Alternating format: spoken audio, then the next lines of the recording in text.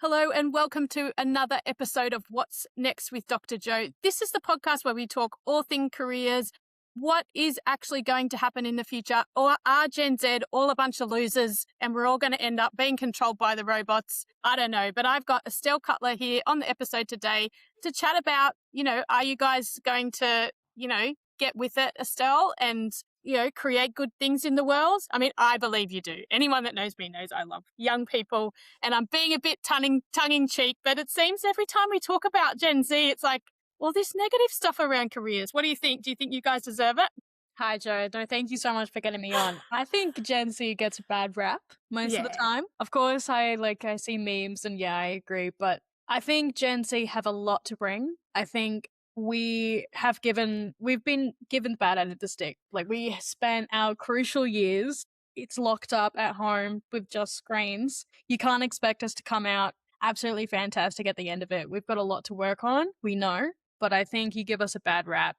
And we've got a lot to prove. And I think with these next couple of years, we'll be able to prove that. Yeah, really, I think it's just lose the Ugg boots when you're at work. Other than that, I think you're great. I do agree with that one. You won't catch me in Ugg boots outside, but I think there's a lot to learn.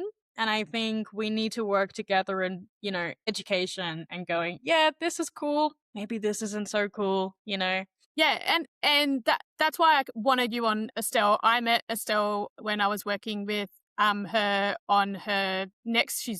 Estelle's towards the end of her sociology degree at University of Newcastle, and was asking that question, what's next? Like, you had these ideas about what you wanted to do, but weren't quite sure how you were going to execute it. And so we did some work together, and you're doing, such amazing things now. And so we really wanted to talk about that with you. And also we're going to talk about industry and university placements as well, because I think that's a huge area of need, and there's a lot of potential there when it works well, it's amazing. And then when it doesn't, you end up with these uni students sitting in classrooms listening to someone's PhD research or something like that. Yeah, no, exactly. Yeah, so let's start. So we met, you were towards the end of your sociology degree, and how did you end up doing sociology? Like, what was it about that degree that you thought this is where you wanted the next step in your education and career to go? It was a bit of a journey. I think in high school, I really wanted to be a nurse. And then I did all the training. I actually did a TAFE course in nursing as one of my HSC degrees, and I did my placement for nursing. And I was put in a geriatric ward, and I absolutely loved the experience. But having to wash dead bodies and do all the stuff that I did, I was just like, yeah, this is actually not really for me. But I knew I wanted to help people. I knew I wanted to work with people and help people. So the reason why I chose sociology was, as a kid, I was lucky enough to be exposed to different cultures, languages. I traveled to many different countries as a child, which I was internally grateful for. But when you've got that much exposure as a kid, you kind of go like, why? Like, why are people Muslim and some people are Christian? Or why do people do this and why do people do that? And I was just like filled with this question of why. And my uncle is a sociology lecturer at the University of Newcastle, and he was the one to call me and go, hey, have you thought about doing sociology? I think you'd be really good at it. And so that's what I did. I transferred. I moved to Newcastle and got that degree going, and I've absolutely loved it ever since. That is so amazing. And I think humanities degrees get a lot of bad rap. Like, my first degree was a Bachelor of Arts in drama, and I hear a lot of parents and, industry leaders, or it's more from people who have never done, who aren't necessarily humanities aligned. They're a bit more practical. They don't understand the wonders of like a humanities degree.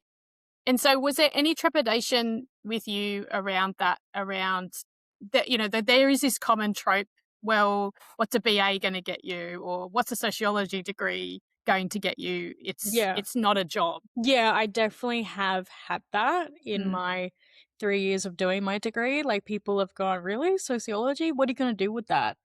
And as a university student, I think the worst question you get asked is, what are you going to do after your degree? Because frankly, at least for the first 2 years, you've got no idea. And I think I was faced with like, yeah, what am I going to do?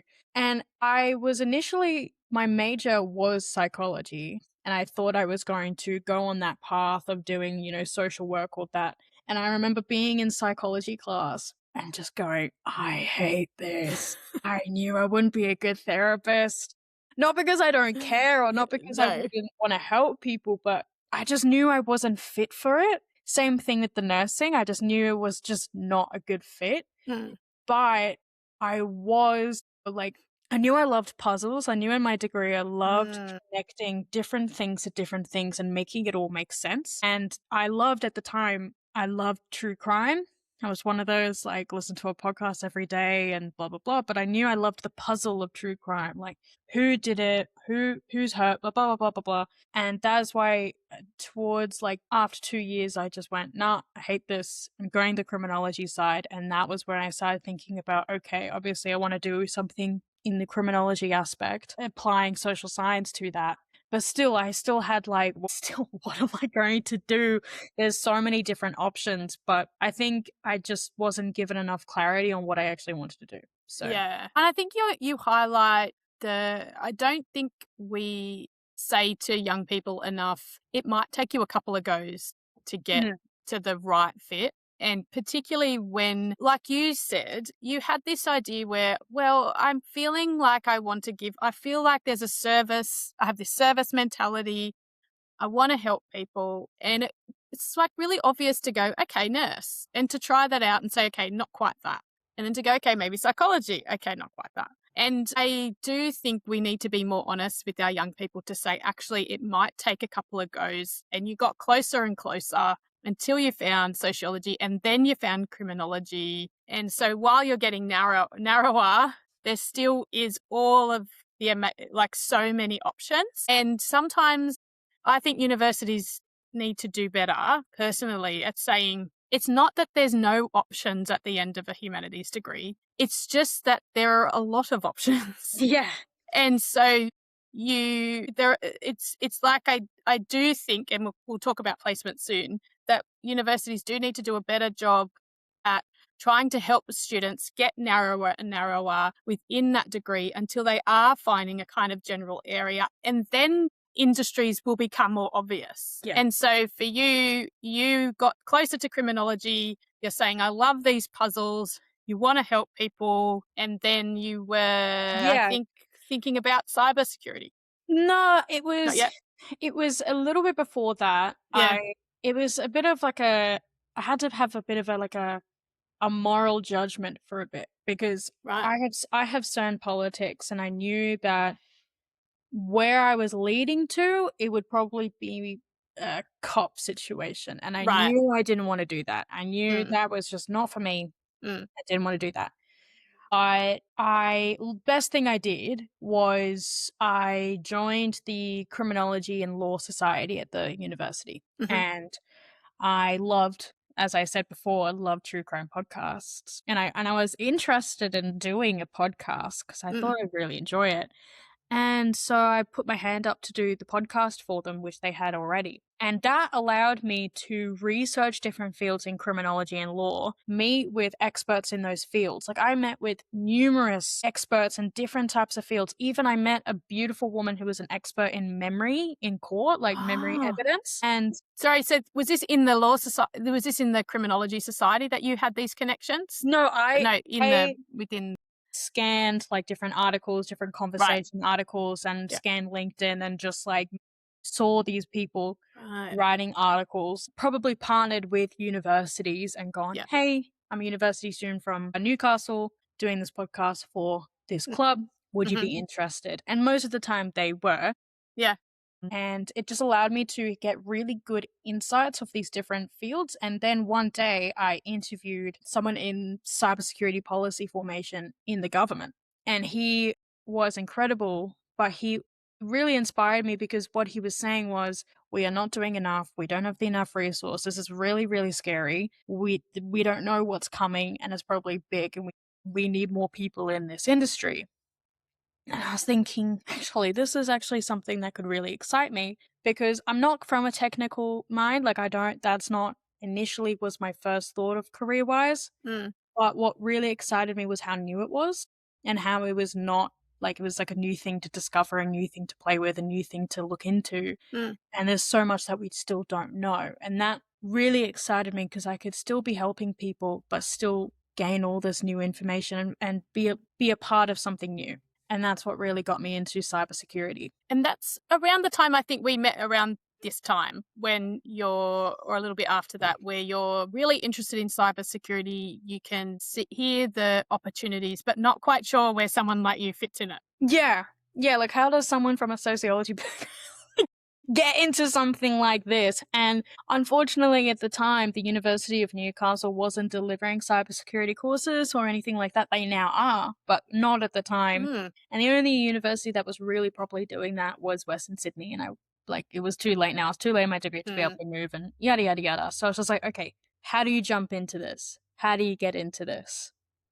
Yeah. And I think the beauty, though, of the fact that you had a bit of a generalist degree, though, is I think it still allowed you to explore different avenues that I think will help you, because this is another thing I think universities do too often, is they see this need, say in cybersecurity, and then develop a degree around it.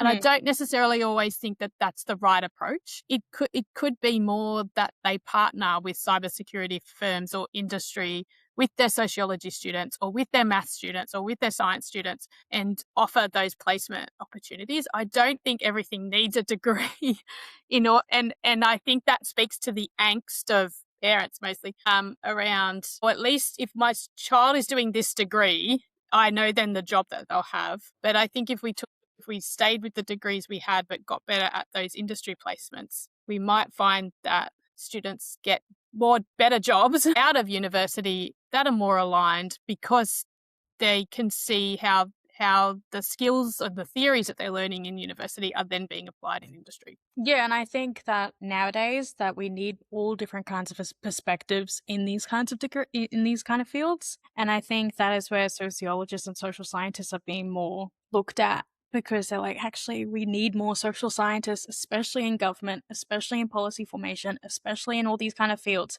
because it's all about looking at new perspectives. I think we need to start shifting the old ways to now the new ways. Yeah. And I do think this is something we need to, shout from the rooftops as well, that AI and technology isn't just for, our left-sided humans, that there is a lot of potential, as you say, with people who know people or who have a really good understanding about humanity and different cultures, as you say, and how different people think and how we work in systems and how communities come together.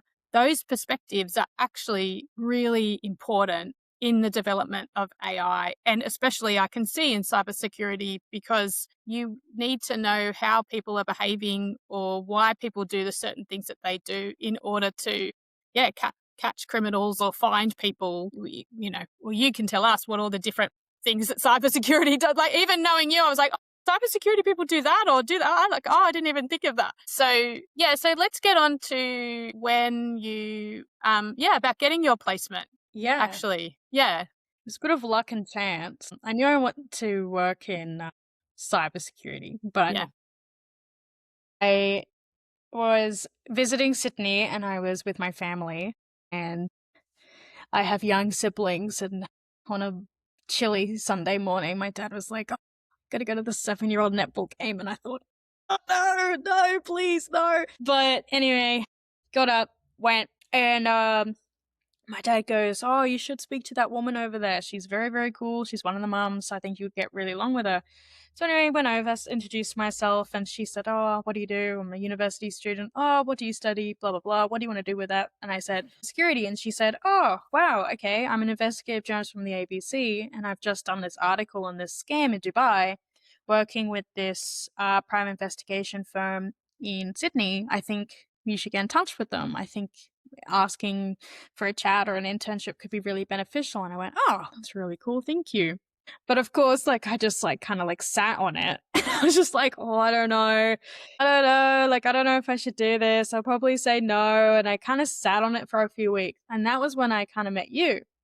And you were saying, like, no, seriously, contact them. Like, what's the worst they can say? Like, no. But also, can we just we'd spent weeks working together, which I loved. Yeah, no, it's true.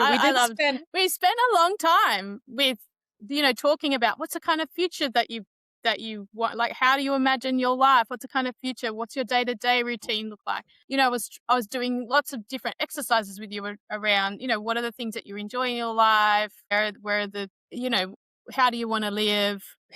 What's your dream job look like? And all this time you knew. And I say this to people, they go, oh, my son or my daughter doesn't know what they want to do. And I go, yeah, they do. They probably do. They probably have a really good idea, but there's something holding them back from actually talking about it and working out whether this thing is actually possible.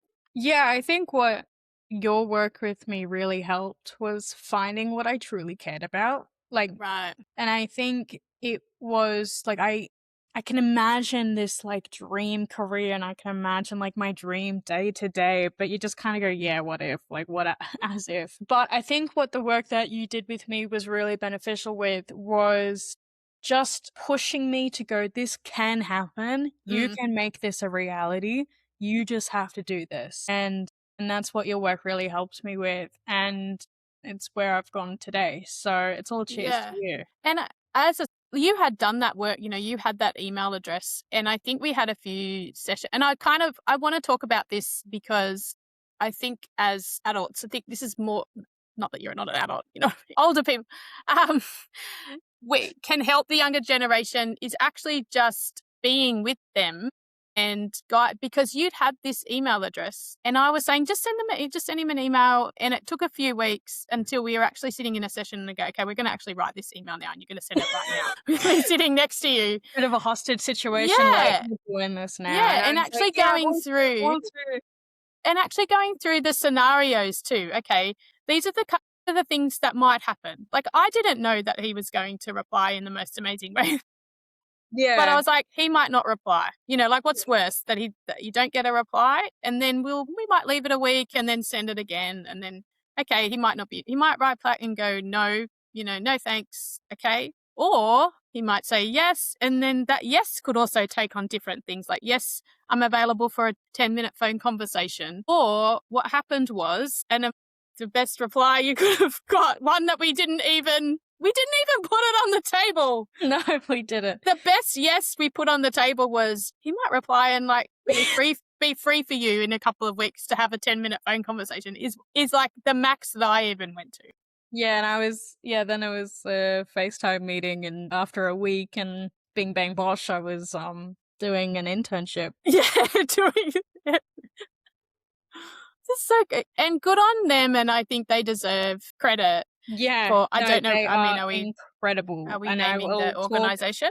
I will talk about them till the sun goes down, how incredible of a company they are, but how incredible they are with bringing new people in, training them up for success. And they are doing it in such a really fantastic way. And we can name the company, right? What's the company? IFW Global. IFW Global. And they really impressive, and I think is such a model for other industries who are struggling to get in young people or to get in staff that stick. But the way that they actually, I feel like, really respected your time, gave you a half-hour Zoom interview with two of their leadership team to really meet you and really hear what you had to say and what you had to offer. And yeah, they might have got to the end of that meeting and gone, oh, look, this isn't a match.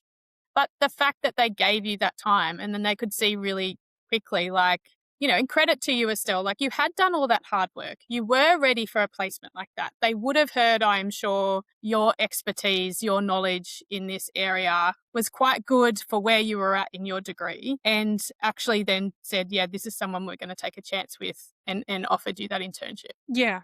They were incredibly respectful on working with me.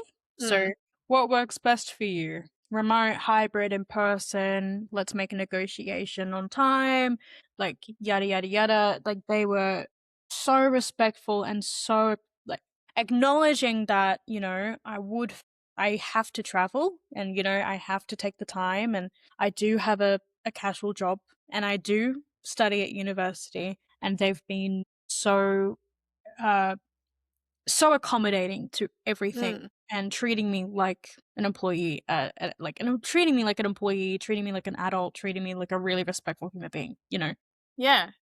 And realizing like you're in your degree, they want you to graduate, like Yeah. so they want you to make sure you have the time to do your degree, and you're Yeah. going to need to pay your rent, so you're going to Yeah. need to work. Yeah. Yeah. So, and being able to say that's your limits, there's their limits, and then finding the gap, finding the times where you could go into the office, which I know you said they really appreciated as Yes. well.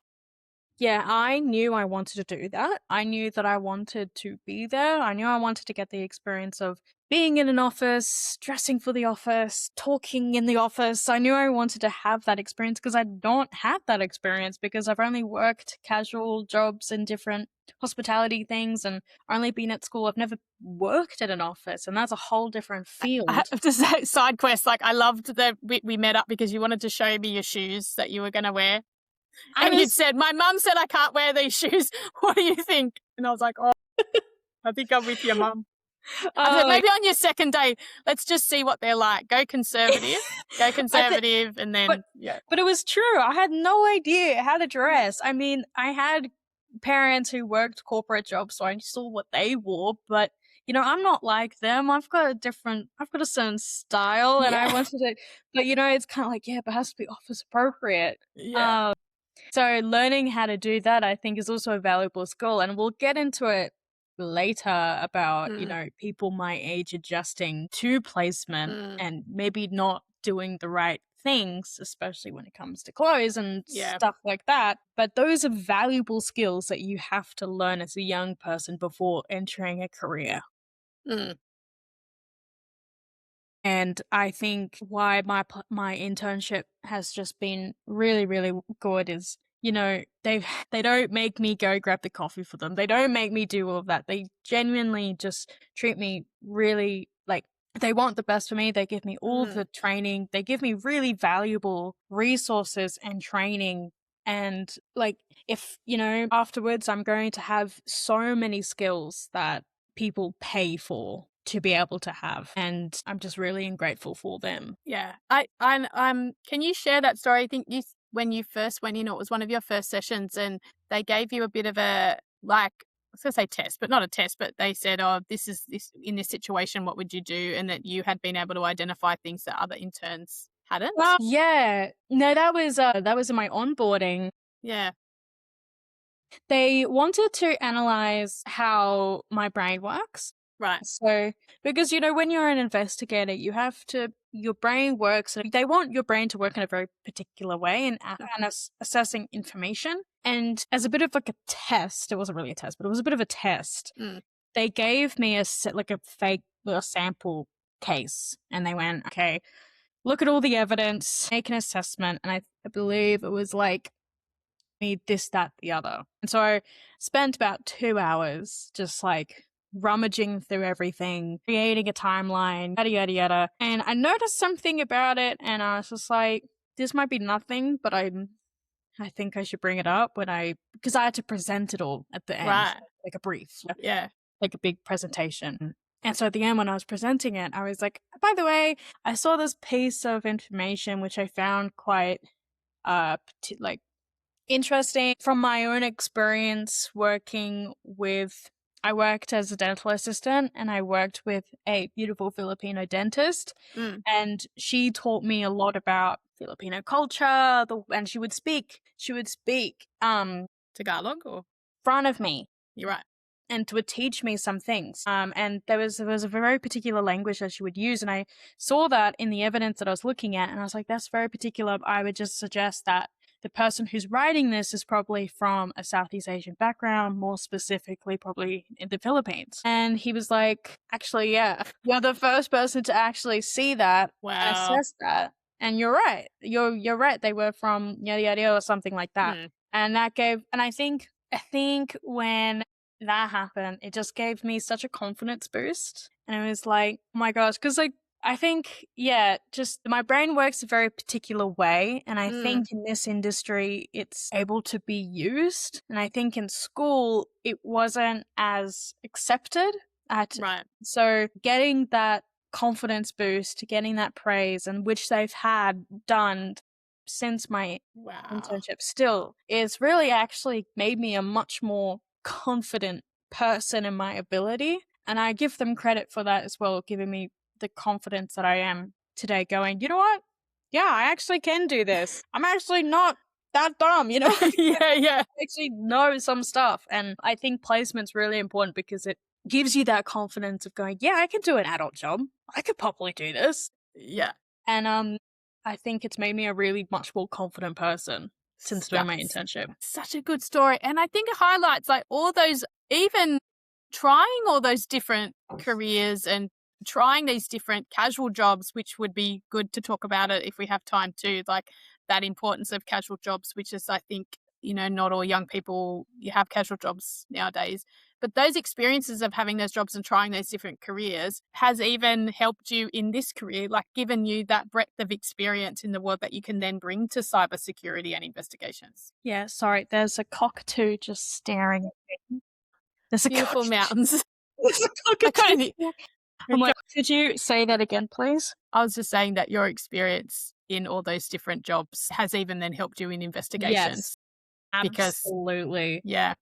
Yeah, and you know, I really I'm happy that I've had such like different types of jobs that my resume looks very like, well, okay, you've been around. But I'm really happy that I've had different types of jobs, like working with children or working in hospitality to working in hospitals and dental offices, which had a range of different clients. Mm. Learning to communicate in certain ways for different people has been a really big advantage, especially in different areas. And so I'm really happy with how everything's gone, but I know I've got a lot more to learn. So let's talk about work placement now.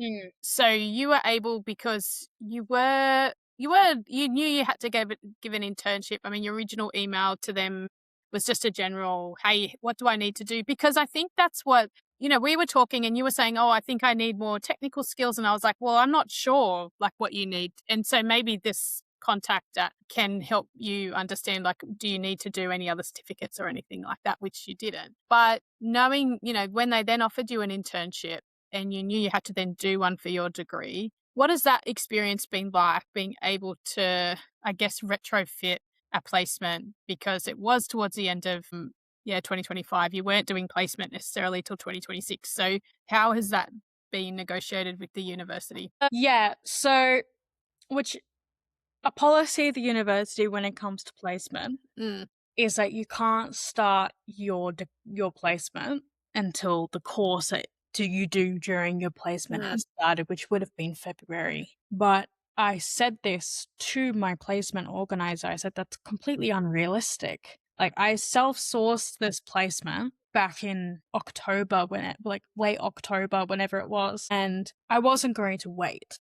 no, I'm not going to wait. Like, sorry, my placement hours only start in Feb next year. Do you mind giving me 5 months? Like, no, I'm no. not going to do that.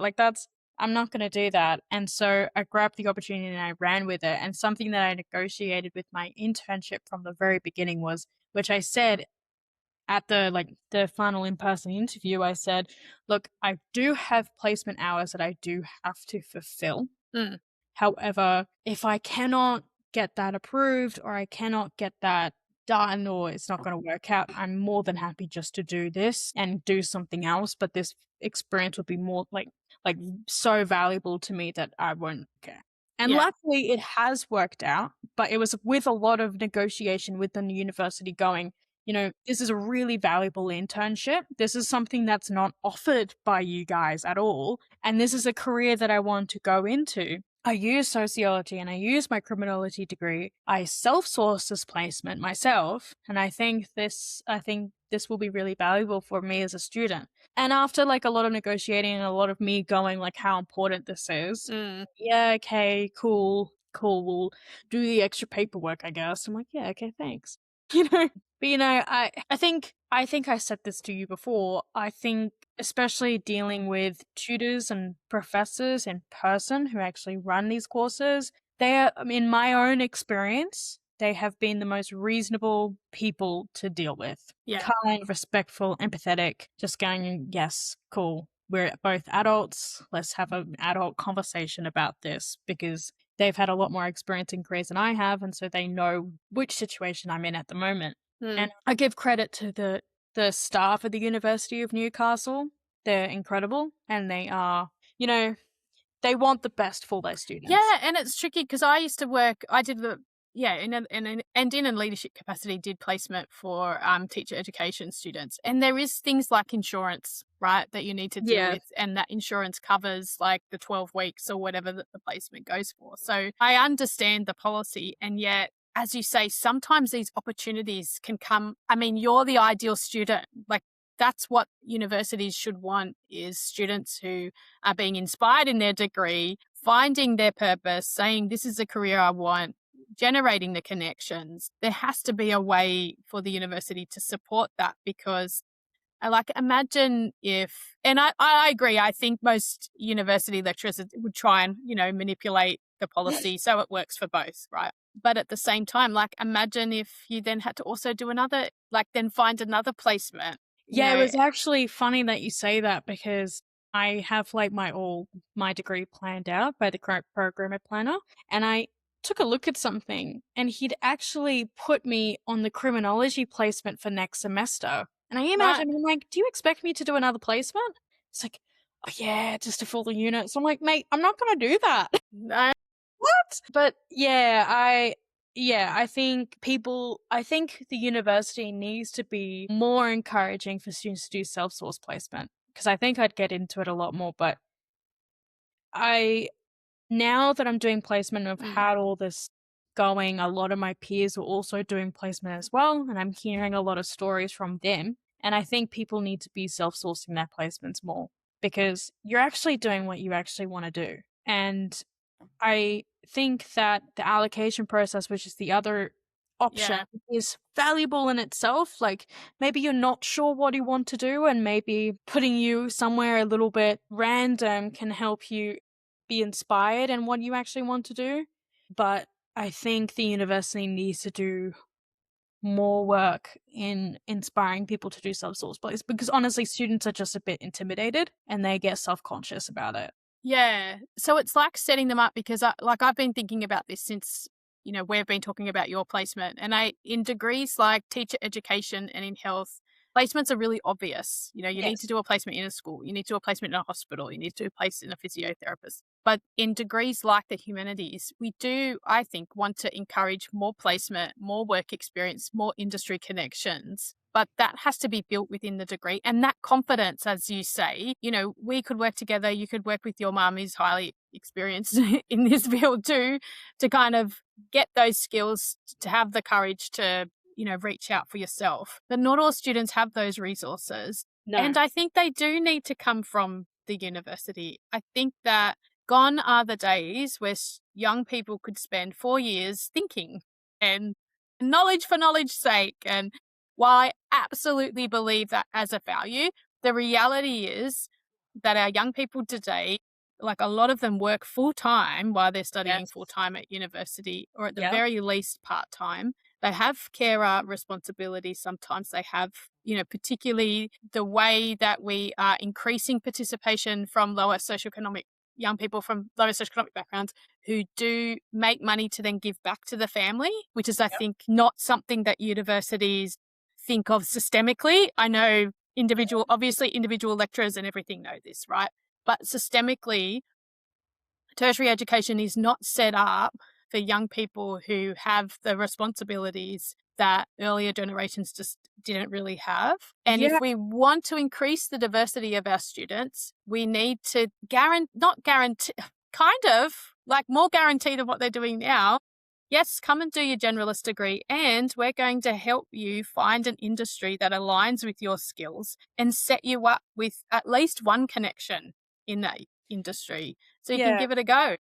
I was actually talking to my mum today she was asking me about, how your friends in Newcastle. She particularly asked about one, and I was saying that, they've recently graduated and now they're at the step of going, what do I do? What what job do I do? And the University of Newcastle only brought in mandatory placement for all degrees, like very recently, about 2 years ago. Mm-hmm. So this person wasn't in the catchment to do a mandatory placement, so they didn't. And now finding a career has proved to be difficult because they don't have the references, they don't have the the work placement on their resume. And my mum goes, well, why didn't they do a placement? And I'm like, well, as a young person, we have to work. Like I get a lot of support already, but I work paycheck to paycheck just generally because I'm balancing this and balancing that and I'm balancing this, and it's hard. It's really hard. So when young people are in the position that they are today, their thought is not to make a placement because that's kind of like, well, I can't afford to do that right now. And then they exit their degree and now they're like, well, crap, what do I do now? And and in reality, there are probably a lot of opportunities for your friend. Like I would say there are a lot of industries that are crying out for talented young people with degrees. Yeah. But there's no one that's really taking the responsibility or the reins in helping young people find those paths. And yes, I recognize universities do have careers people on staff and schools have careers people, and they're doing the best job that they can. Yes. But unless those connections, so getting ready for placement, are embedded in the degrees, they're just not going to know what to do. And it's more than just writing a resume. Like that's not, when I was preparing students for teaching prac, that first placement, I would say to them, this is how you dress. You need to dress like this or you're going to fail. And I think that helps them because they do have high stakes. Like they will not pass their placement if they turn up in black tights or a short dress or like, they need to. And I say, like, I have my tats, and I say every time, even after all my years of experience in the industry, I still wear a long blazer, even in the dead of summer if I go to Catholic or private schools to cover my tats, because I don't want that you don't know what people are going to think of it. And I don't want that to be the first impression of me. I want them to see me as who I am and not get distracted by that. And it's just saying to young people, when you're at the beginning of the degree, you do have to wear the more sensible shoes. Yes. You do have to do your hair. It can still be you. You don't have to look like someone else, but it's like the more conservative part of you until they know who you are, and then maybe you can relax. But it sounds so basic, but unless you have someone actually saying that to you, and this is how you ask for experience, this is how you write an email, and don't get worried if you get rejected, just write another email. Yeah, I think you're right in saying that, the careers people at university and schools do a fantastic job and they do all they can. It's just that young people don't go to them because they think about going to them, or they think that they don't need them. But I think what the university can do is just put a little bit more education of that integrated into coursework. I think we've talked about this before, about how theory-based universities are. I think universities, even in like humanities degrees such as sociology, which is all theory, I think we can get a little bit practical with it as well. How can we use sociology in a practical sense in this field or that field? And you're right in saying that you only know what you know. So you only know how to dress for the workplace unless someone tells you or shows you how. And I remember when we have to do a certain amount of modules in this placement course that I'm doing, and you have to get it all done before you start your placement. And there's one section about proper etiquette in the office, right? And it was just one slide, and all it said was, make sure you dress appropriately according to that workplace. Right, great, thanks. What do you mean? What does that mean? What does that mean? And young people can be embarrassed too. They don't want to show up in a blazer if then everyone else looks casual. But I think that, and I say this to my students, it's like, you don't understand though. People aren't going to look at you and go they're more likely to go, oh, look, she's turned up, or he's turned up professionally. And I always say dress better. Yeah. Yeah. And then you can go, wow, I'm really overdressed. But then no, the next day how they dress and maybe tone it down a little bit. I will say this, I've integrated my leopard print flats into the workplace, and I'm proud of it. Wow! They're very cool. They're very cool. But yeah, no, maybe not those on the first day. Yeah. But no, I know what you mean, and I think young people need to be inspired to take the initiative, but they also need to go. I think we need to go, okay, guys, like you need to want to know how to do this. And I But think the support, like, because it is hard when you get rejected, yeah, because you could put honest- yourself out there and get rejected, and people can be mean, and some workplaces are toxic, so you could yeah, get a placement and then you're being treated really badly. And so if you don't have then someone to go back to as well to say, this is how, I think that's it. I mean, it's a huge resource missing for everyone really in the workplace, is what happens when things aren't going right, or what happens if I do get rejected, and to have someone to be able to come to and say, oh, hey, this happened, like that also needs to be embedded in universities, I think, yeah, and schools. Is like a caring adult who or older person who's had the experience of being rejected, to go, oh, it's okay, like that happened to me as well, and this is what you can do, and buck up, try again, that yeah. kind of I will support as say, well. in the course that I'm in, the woman who does run it, she is an incredible woman who has very explicitly said, "If anything happens, call me, and I will Yeah, be there, and that's I great. will help you." Yeah. And she, in the last class that we did, we went through different scenarios. Okay, Oh what yeah. happens? What do you do if someone says something inappropriate to you? Right. What do you Yes. do?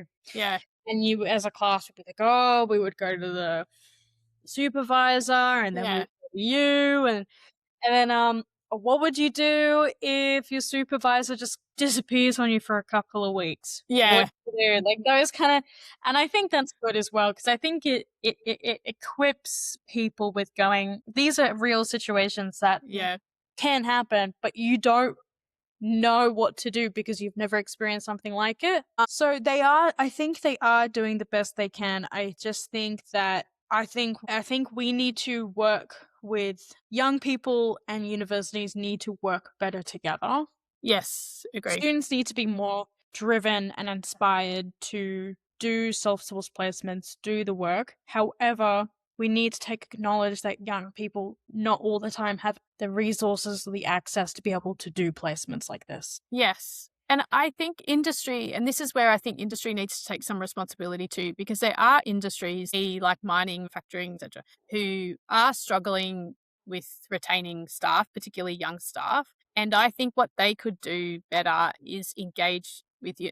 I guess this is a bit hard for me to say, because that's not the side of, my experience is more with young people in universities. But I think there is a role for industry to kind of stand up and say, okay, we need to work closer with universities. We need to advertise placements, kind of work out with their team, what kind of placements can we offer here? What would work for the industry? What kind of training experiences would work? Because obviously, the organization you're with, Estelle, like you had a full onboarding. They've worked with internships. They know what they can structure. Other industries need to do that, more diverse industries, and then go to universities and say, this is the internship that we can offer. What degree best suits that? Where are your students at? And I think that's a huge missing part of the piece as well. Absolutely. The actual industries and the workplaces who are taking interns need to take more responsibility and need to do training, need to do a Yeah. structure that best serves the student actually spending their time wanting to learn and engage in this industry. I have a friend who's now doing a internship which was allocated to them, and this was an internship that was first on their preference list. Like, they were very excited to do this, and they're having a like, I asked them the other week, like, "How you going? Like, you must be really enjoying it." She goes, "Yeah, yeah, no, I'm really enjoying the work. The only thing is, I thought it was in person, but it's actually remote." And I went, "Oh, I thought it was in person the last time I read it." She goes, "Yeah, what's happened is that they've taken on social science students and med students, but they realized they had too many. So they've actually Oh, prioritized the med students to be in oh, the office and told all the social science students to off." And like, oh "Oh." no. I went, "That's not fair." how come men's students are more important than Yeah. us? Yeah. But she's really disappointed because she's just, I really wanted to, like, learn. She said this herself. Yeah. Dress for the office, be in an office, work with people, engage with different people. But she's now been denied that. And she has to work remotely, and which is okay, but it's not what she signed up for. Yeah. So I think we do need to take more responsibility for how, and I know students really do want to be on campus and they also are juggling all their other responsibilities, but there is something about that's really essential about being in person. And the other thing I still wanted to talk to you about before we wrap up is that how important you being a part of that criminology society was in oh my terms of gosh. you finding your purpose. And that I know participation in those societies in universities of all different has dropped. And I don't know what the solution is because I really respect that young people, as I've said, have all these responsibilities. Universities are crying out for funding. Like, imagine how much, I think eventually you would have found your purpose, but like, how much longer would it have taken if you hadn't had that experience with the Criminology and Law Society and doing that podcast? You know what? It was a decision I made that wasn't, I didn't think about how this was going to improve my career. I didn't think about how good it would look on my resume. I didn't think any of that. It was genuinely out of curiosity and interest. And I cannot believe how important me doing that podcast has been now, because even if it's helped me find the career that I want to be in the future, it as actually I have been told by my internship was one of the reasons why they put me on, because Right. I knew that the skills that I've had in doing something like a podcast, communication, reaching out to people, having flow conversations was really valuable in what they saw in the work. And they've put me on to do other stuff for them, which has been I've used the training that I learned from doing that podcast for a year in now the work that I'm doing now for IFW Global. And it has just been like, wow, I just made that decision just because I was interested into doing it Yeah. so much. So if I can say anything to, if like young people are watching this, or older people who have kids who are about to enter universities, who are in universities, I would say seriously encourage them to do that kind of stuff. It's enjoyable, it's learning, it's engaging with different people of this common interests. If people can just take an hour out of their week to go to a club or a society and do little hobby stuff like doing events or doing podcasts or doing this or that, that's stuff that you can put on your resume, and that's stuff that you can actually use to get internships, to get future careers. And I think we need to be encouraging young people to keep doing that rather than just going like, oh, just do your degree, you'll be fine, because that's not the reality. And I've learned that now. Yeah, I so agree. And it's, as you said, you just did it for fun or you were curious. Yeah. And I think as well, I think even as a whole society, not just with young people, there's so much emphasis on doing things because they're going to lead to, right? I'm going to do this because I know this will lead to something, rather than just trying it out. Yeah. And sometimes those things fizzle and they don't work out. And sometimes they lead to your career. And I know, really good friend of mine, Gemma, she was kind of recovering from something and just started doing finger knitting because it calmed her down. And then now it's her business. Yeah. Now she's got this Cozy Knits business where she's now selling her product, and she didn't do it originally for that purpose, but that's where it's led. And I think we need to be saying that to our young people as well. Like, yes, and you can put it on your resume, even if it just turns out to be fun. It shows that you can work with people, you can collaborate, you can communicate, and even if you just did it for fun and to meet people and to date or wherever you did it, it still gives you those skills that you can then, put on your resume, I should say. Absolutely. But to like round it all up, I think young people and institutions like universities need to be working together, need to be acknowledging the limits that young people have today. We don't have what people had in like the 90s or the 80s or whatever. We don't have that same now, unfortunately. We've got inflation, we have job insecurity, we have AI, which by the way, young people I can say do not like. because I know. Oh, well, that's a whole other thing. We are scared, we are Yeah. worried, and we are just trying our very best. At least I can say for people that I know and myself. So I think we need to work together, inspire young people to do placements, which I have now learnt do work, and they make you Yes. more confident. They prepare you for the future, and they're an invaluable resource. And I think universities need to be going, okay, cool. Let's not rather shove it in people's face and tell them that this would be a good thing, but let's work with students in making them inspired to do it. I love that. On that absolutely inspirational comment, Estelle, we're going to leave it there. Thank you so much for your conversation. I so appreciate it. I learn so much every time I speak to you, and I'm so proud of the career that you're going on. And so we can, Thanks to you, Joe. You've really helped me. It's just one little piece of the puzzle to Yeah. help you out, help you write that email. Well, appreciate you, and Yeah, you too. appreciate the work you do. Thank you. All right. We'll see you all at the next episode. Farewell.